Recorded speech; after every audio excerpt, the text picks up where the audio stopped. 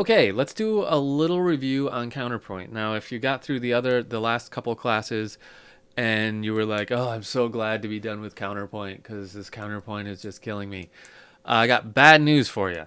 Counterpoint does not go away. However, um, memorizing of a bunch of rules kind of does. What we're going to be focusing on going forward is using Counterpoint, and I think you'll find, and at least this is true for me, and I think it's true for a lot of people, that going forward, kind of what we're going to find about Counterpoint is that we don't need to focus on like memorizing rules a ton, because from here on out, we're using those rules, and the result of using those rules is something that sounds good. So what we're going to be focusing on doing is making stuff that sounds good. And if it sounds good, it's probably using the rules correctly. A lot of the time, you'll hear something funny and you'll be like, oh, that's probably because I did something weird with the counterpoint.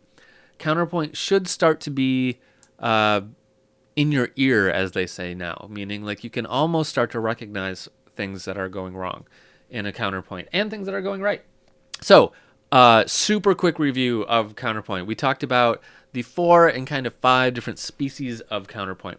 The first species means we have 2 lines, which we always do in counterpoint. We have the cantus firmus line, or the CF.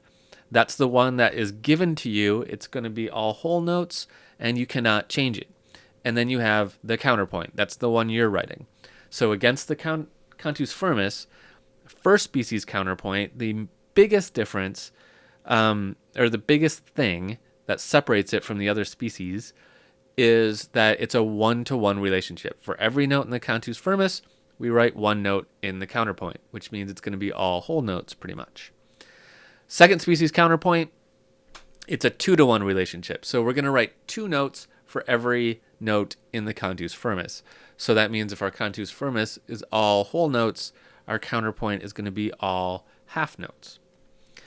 In third species counterpoint, we have 4-to-1, not 3-to-1, 4-to-1, which means if our cantus firmus is all whole notes, our counterpoint is going to be all quarter notes, right?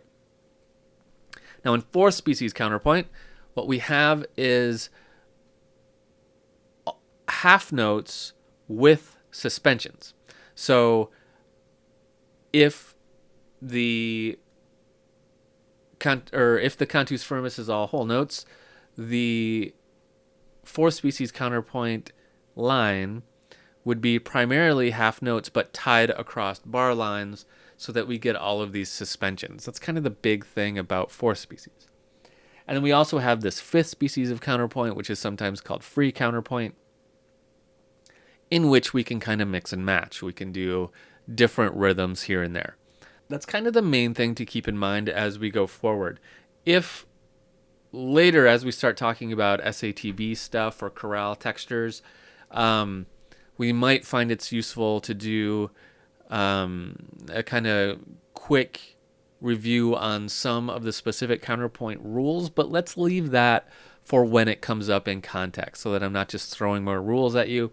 If you're still dicey on some of the rules of counterpoint, you can kind of relax a little bit. You should know them if you're really going to go forward. So if you want to get deeper into that, go back and review those last couple classes in which we focus strictly on counterpoint. But we'll do more review as it comes up in context while we're using this stuff. So that being said, let's dive in.